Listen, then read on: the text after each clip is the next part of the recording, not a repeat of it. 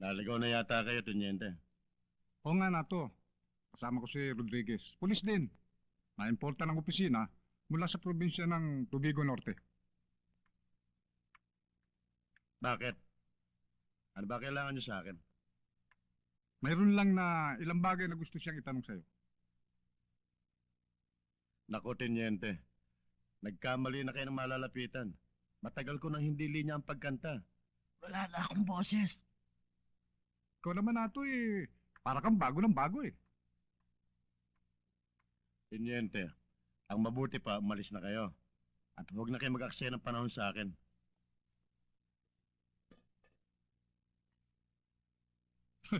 Wala na pala akong sigarilyo eh. Maiwan ko muna kayo at bibili lang ako sandali.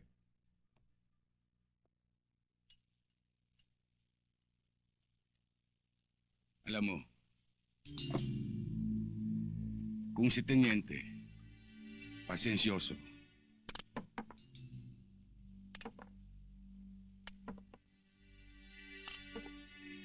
ako, maiksi ang PC ko. Hoy, huwag mo akong paandaran yan, ha? Hindi mo ako kayang takutin ng ganyan lang. Sanay ito.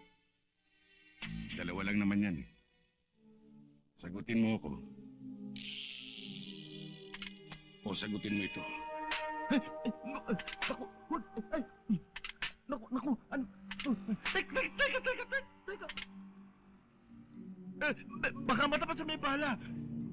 Baka itulak ng demonyo yan. Pumutok. Yan ang hindi mo na malalaman.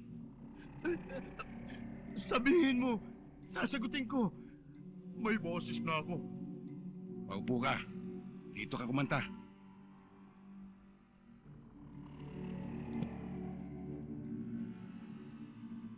Anong nalalaman mo tungkol kay Teniente de Leon? Pag naalaman niya ikinanta ko siya, papatayin ako noon.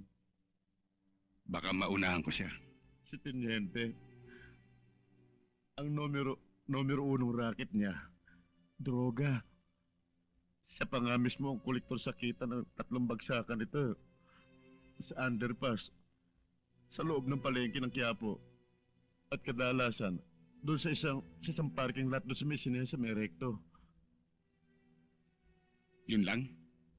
Meron pa. Oo naman hindi pa naman ako tapos eh. Malakas din ang ugong na si Teniente rin ang umupak doon sa mga kapwa mo pulis sa may estero.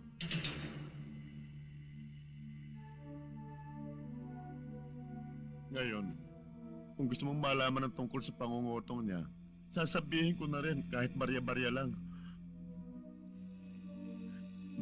Naku, sa ginawa kong pagkantang ito, siguro hindi na ako dapat magtagal sa lugar nito. Ako na lamang ang babalik sa probinsya namin.